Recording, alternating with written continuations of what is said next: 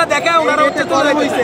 আমরা রোগীদের ক্ষেত্রে কোনো তাদেরকে পাঠিয়ে দিই অ্যাম্বুলেন্স, মানুষের উল্টা ভাই আমাদের উল্টা পাল্টা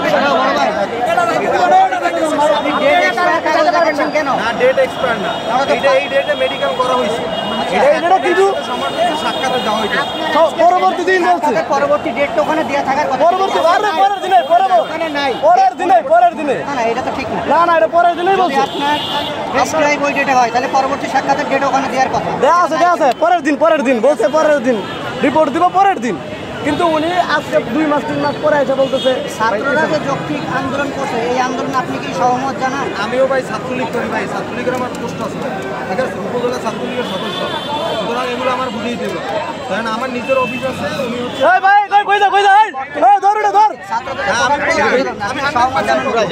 আমি ছাত্রলীগ করি ভাই, আমি এটা করতে থাকবো না, কারণ আমার জরুরি কাজও তো করতে হবে। ঠিক আছে আমার কাউরে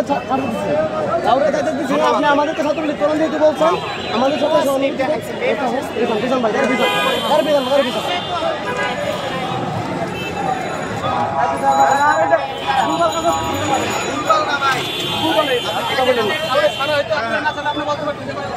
ভুলভাল কাগজ দেখাবেন না।